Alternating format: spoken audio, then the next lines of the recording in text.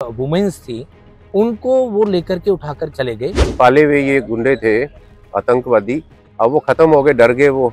Iran जो है वो आतंकवाद को बढ़ावा दे रहा है। वैसे तो इजराइल अपने हिसाब से ठीक कर रहा है। कश्मीर के अंदर बेगुनाह लोगों की हत्या होती है। इजराइल और ईरान से भारत में आता है crude oil, medical and health care products, fertilizers, chemicals, dry fruits और यहाँ तक कि हीरे भी।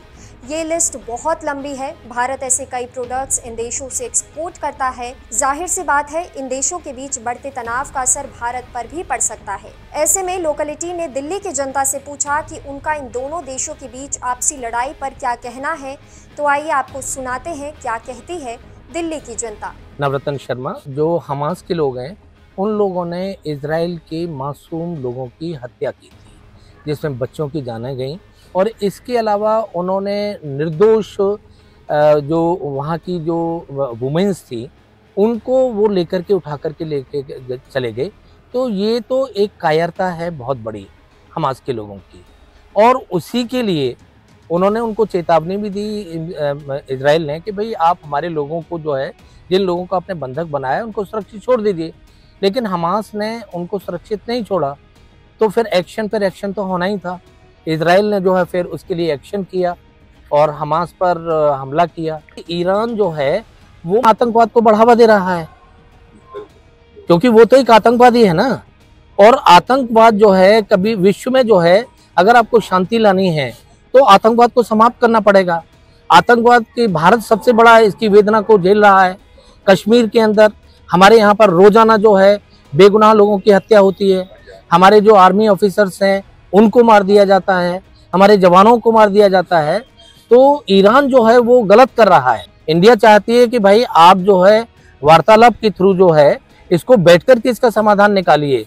इसीलिए हमने किसी के अगेंस्ट जा करके न किसी के फेवर में वोट किया है और न किसी के अगेंस्ट हम गए। मेरा नाम एसके तंवर है, मैं इधर पालम एक्सटेंशन RW का प्रधान भी हूँ। गलत किया है उसने। वैसे तो इजराइल अपने हिसाब से ठीक कर रहा है। उससे पहले भी इजराइल पे भी तो उन्होंने काफ़ी हमला किया है, उसकी भी काफ़ी ट्रेजेडी हुई है, उसके भी तो काफ़ी लोग वहाँ मारे गए हैं। तो हमारा मानना ये है कि भाई इसमें इस तरह से नहीं होना चाहिए, क्योंकि नरसंहार हो रहा था, इसमें आम आदमी की जान जा रही है, वो तो टोटली गलत।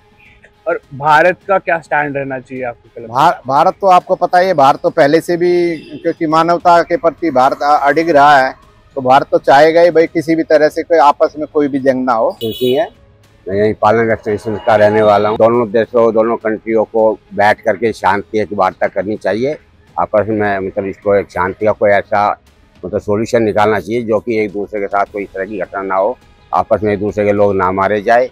बस, और इससे ज़्यादा मैं कुछ नहीं कह पाऊँगा। और क्या आपको लगता है कि इंडिया का यहाँ पे स्टैंड रहना? नहीं, इंडिया यहाँ न्यूट्रल रहेगा, क्योंकि इंडिया पहले भी कभी इस तरह के पक्ष में नहीं रहा, वार के पक्ष में नहीं रहा है, वो शुरू से न्यूट्रल रहा है, वो शांति का पक्षधर है। मेरा नाम अशोक कुमार है, मैं ये पालम एक्सटेंशन का रहने वाला हूँ। हुआ है, ये गलत हुआ है और ऐसा नहीं होना चाहिए। ईरान का तो उसमें कोई रोल था ही नहीं। जो पहले हमास ने अटैक किया था इजराइल पे, तो पहले उसने अटैक किया था, कितने लोगों को मारा था, कितने बच्चे थे उसमें, लेडीज थी, वो पार्टी थी उनकी एक, उस पार्टी में मारा था उनको। वो तो अपना बचाव करेगा ही, लेकिन जो मानवता की जो संहार हो रहा है वो नहीं होना चाहिए, वो सभी ने देखना चाहिए। और ये है कि कोई हमें मारेगा तो हम तो अपना तो बचाव करेंगे। और भारत का क्या स्टैंड रहना चाहिए आपको? भारत का स्टैंड तो वही न्यूट्रल होगा, भाई शांति से बात हो जाए। लेकिन यहाँ शांति की गुंजाइश है ही नहीं। बस सब अपने अपने वो धर्मस्थल के पीछे लड़ रहे हैं। वो धर्मस्थल भाई आपस में बैठ के सॉल्यूशन कर ले। भाई आप एक साइड आप प्रे कर लो, एक साइड हम अपना वो कर लें। ये समाधान ये करना नहीं चाहते। यहाँ डोमिनेशन होगा, मतलब प्रेशर डालेंगे एक दूसरे के ऊपर, वहाँ दिक्कत पैदा होती है। रमेश चौहान, ईरान ने किया है, ये स्वाभाविक ही था, क्योंकि इसके जितने भी पाले हुए ये गुंडे थे आतंकवादी, अब वो ख़त्म हो गए, डर गए वो। ठीक है, जैसे उसका लीडर का खात्मा हुआ नसरुल्लाह का, तो अब ईरान खुद सामने आ रहा है। इन सब चीज़ों को पैदा तो ईरान ही कर रहा है। आपको याद होगा 20-22 दिन पहले ईरान ने भारत के प्रति भी कुछ अपशब्द बोले थे, कुछ बोला था उसने, मिस वर्ड्स किए थे उसने।